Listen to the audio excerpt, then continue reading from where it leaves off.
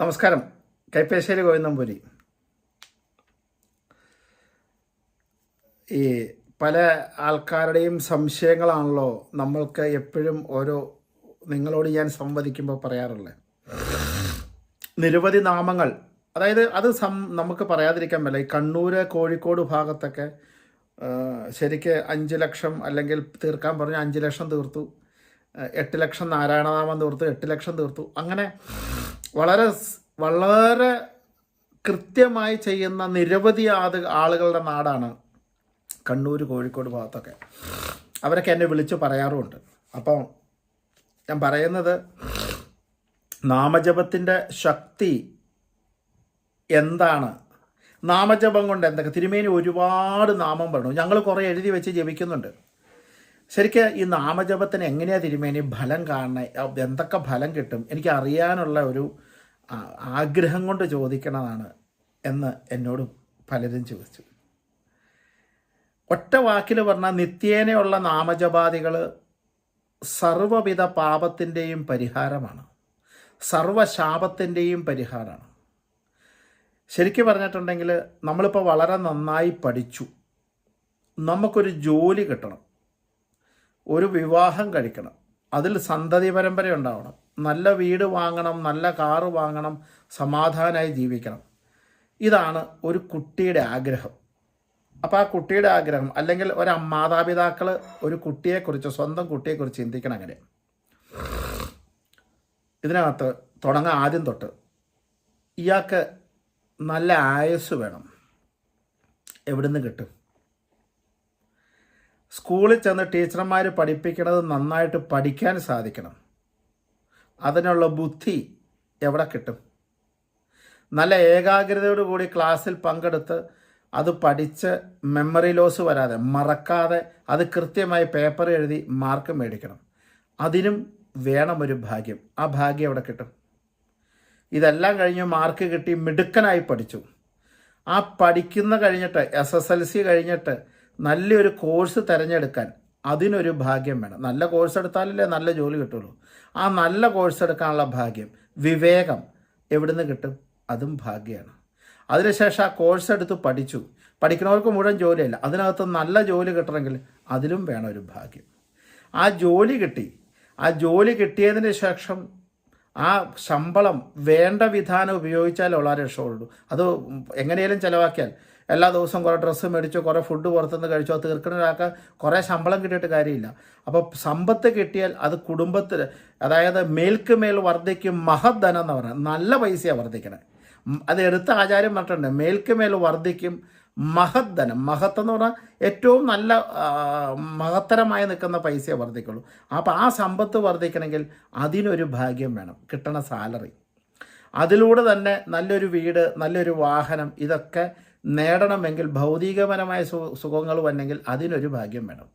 അതിന് കഴിഞ്ഞ് നല്ലൊരു പത്നിയെ അല്ലെങ്കിൽ നല്ലൊരു ഭർത്താവിനെ നമുക്ക് കിട്ടണമെങ്കിൽ അതിനൊരു ഭാഗ്യം വേണം. നല്ല പരമ്പര ജനിക്കണമെങ്കിൽ അതിനൊരു ഭാഗ്യം വേണം. ഇത്രയും ഭാഗ്യങ്ങളൊപ്പം തന്നെ നമ്മുടെ ചീത്ത സ്വഭാവത്തിൽ പെടാതിരിക്കുക, ഇപ്പോഴത്തെ കാലത്ത് കാണുന്ന ലഹരിക്ക് നമ്മൾ അടിമയാവാതിരിക്കുക, നല്ല ക്യാരക്ടർ ഉണ്ടാവുക, നല്ല രീതിയിൽ പോവുക, ഇതിന് വേറൊരു ഭാഗ്യം വേണം. അപ്പോൾ ഇവിടെ ജീവിതത്തിൽ നമ്മൾ ജനിക്കുന്ന അന്ന് തൊട്ട് ചെയ്യുന്ന ഓരോ പ്രവൃത്തിക്കും ഈശ്വര സഹായം ഇല്ലാതെ നമുക്ക് മുന്നോട്ട് പോകാൻ പറ്റത്തില്ല. അപ്പോൾ ഈശ്വര സഹായം ഉണ്ടായെങ്കിൽ മാത്രമേ ഉള്ളൂ.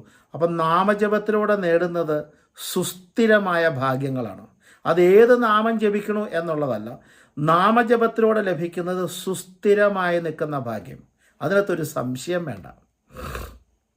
2, നവഗ്രഹങ്ങളാൽ എഴുതപ്പെട്ടതാണ് ജാതകം. ഇപ്പം ജാതകത്തിൽ രവി, ചന്ദ്രൻ, കുജൻ, ബുധൻ, വ്യാഴം, ശുക്രൻ, ശനി, രാഹു, കേതു, ഇത്രയും പേരുണ്ട്. ഓരോ ദശാവളുകൾ വരുമ്പോഴും ആ ദശയിലൊക്കെ അപഹാരന്മാരായിട്ട് നിൽക്കുന്ന എല്ലാവരും വരുന്നുണ്ട്. ഓരോ ദശകളും നമുക്ക് മാറി വരുന്നുണ്ട്. ജാതകത്തിൽ അനുകൂലമായിട്ടും പ്രതികൂലമായിട്ടും ഗ്രഹങ്ങൾ വരും. അനുകൂലമായും പ്രതികൂലമായും ഗ്രഹങ്ങൾ വരും, അവരുടെ ദശകൾ വരും. അനുകൂലമായ ഗ്രഹസ്ഥിതി ഉണ്ടാവും. ഗ്രഹനില എന്ന് പറഞ്ഞാൽ മോശമാവാം, അനുകൂലമാകാം. ഇതിനെയൊക്കെ തരണം ചെയ്യണമെങ്കിലും നാമജപം വേണം. എന്തിനേറെ പറയുന്നു, ശക്തമായ നാമജപമുണ്ടെങ്കിൽ കയ്യിലെ രേഖ പോലും മാറും എന്നാണ് പറയുന്നത്. അപ്പം നമ്മുടെ ജീവിതത്തിൽ നമ്മൾ മരിക്കുന്ന മോമെൻ്റ്, ഇനിയിപ്പോൾ ഈ വ്യക്തി ഉണ്ടായ കുട്ടി ഇതെല്ലാം തരണം ചെയ്ത് ലാസ്റ്റ് വീട് വെച്ച് കല്യാണം കഴിച്ച് അതിനകത്ത് കുട്ടികളുണ്ടായാൽ പിറ്റേന്ന് ദിവസം അദ്ദേഹം അച്ഛനും അമ്മയാവുക, പിന്നെ ആ കുട്ടിക്ക് വേണ്ടി പ്രാർത്ഥിക്കാൻ തുടങ്ങുവാണ്. അപ്പം ജനിക്കുന്ന അന്ന് തൊട്ട് മരണം വരെ ഈശ്വരവിശ്വാസത്തോടെ കൂടി ജീവിച്ചാൽ മാത്രമേ അവനവൻ്റെ ജീവിതം ഈ ഭൂമിയിൽ പൂർണ്ണമാകൂ.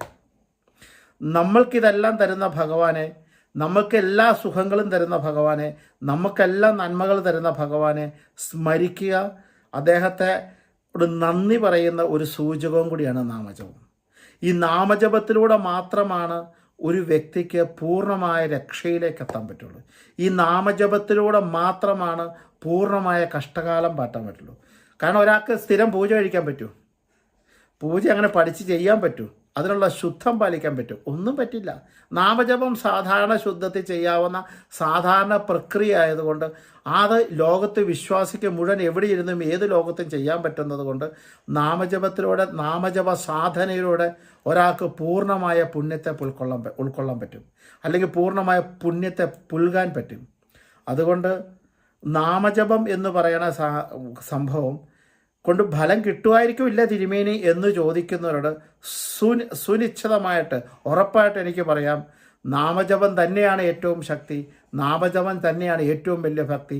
മനസ്സിനകത്ത് കുറച്ചു നേരം ഒരു ഭഗവാനെ ചിരപ്രതിഷ്ഠ നടത്തി ആ ഭഗവാനെ സ്മരിച്ചുകൊണ്ട് അദ്ദേഹത്തിൻ്റെ നാമം ജപിക്കുമ്പോൾ ആ ഭഗവാൻ ഇരിക്കുന്ന മനസ്സ് നിർമ്മലമായാൽ അവിടെ നിങ്ങൾക്ക് രക്ഷപ്പെട്ടു. നിങ്ങളുടെ ജീവിതം പിന്നെ ഏറ്റവും സുഖത്തിലേക്ക്, സമാധാനത്തിലേക്കാണ് പോണേ, സന്തോഷത്തിലേക്കാണ് പോണേ.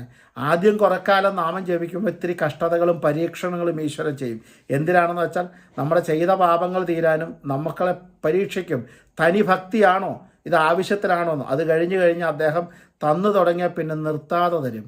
അതുകൊണ്ട് നാമജപത്തിൻ്റെ ശക്തി സർവൈശ്വര്യത്തിലേക്കുള്ള വഴിയാണ്. നാമജപത്തിൻ്റെ ശക്തി സന്തതി പരമ്പരകളുടെ രക്ഷയാണ്. നാമജപത്തിൻ്റെ ശക്തി സർവഭൗതിക ഗുണങ്ങളിലേക്കും ഉള്ള വഴിയാണ്. നാമജപം കൊണ്ട് ഈ ലോകത്ത് നേടാത്തതൊന്നും പറ്റില്ല. ഏത് ദുരിതത്തിൽ നിന്നും നമുക്ക് കടക്കാൻ പറ്റും. അത് ഇപ്പോൾ ക്രിസ്ത്യൻസ് ആണെങ്കിൽ അവരുടെ ബൈബിള് വായിക്കുന്നതായാലും, മുസ്ലിംസ് ആണെങ്കിൽ അവരുടെ ഖുറാൻ വായിക്കുന്നതായാലും, നമ്മളാണെങ്കിൽ രാമായണവും ഭാഗവതവും ദേവീ മഹാത്മ്യവും വായിക്കുന്ന പോലെ തന്നെ നാമജപാദികളും ചെയ്യുന്നത് എല്ലാവരും ചെയ്യുന്ന ജപം തന്നെയാണ്. ആ ജപത്തിലൂടെ മാത്രമേ പുണ്യത്തെ പുൽകാൻ പറ്റുള്ളൂ, ആ ജപത്തിലൂടെ മാത്രമേ സാക്ഷാത്കരിക്കാൻ പറ്റുള്ളൂ. അപ്പം നാമജപത്തിലൂടെയാണ് ജീവിതത്തിൻ്റെ പൂർണ്ണമായി നിൽക്കുന്ന സുഖത്തിലേക്കുള്ള വഴി, സമാധാനത്തിലേക്കുള്ള വഴി, സംതൃപ്തിയിലേക്കുള്ള വഴി. അല്ലെങ്കിൽ ദുർബുദ്ധിയുടെ ദുർചിന്തകളുടെ ഒരു രീതിയിലേക്കായിരിക്കും നമ്മൾ സഞ്ചരിക്കുന്നത്. അതുകൊണ്ട് നാമജപം ആണ് ജീവിതത്തിലെ ഏറ്റവും വലിയ സ്വത്ത്. അത് ചെയ്യാനുള്ള മനസ്സാണ് ഏറ്റവും വലിയ സ്വത്ത്. അത് ചെയ്യുന്നതാണ് ഏറ്റവും വലിയ സ്വത്ത്. നമസ്കാരം. ഗോവിന്ദം പുരി.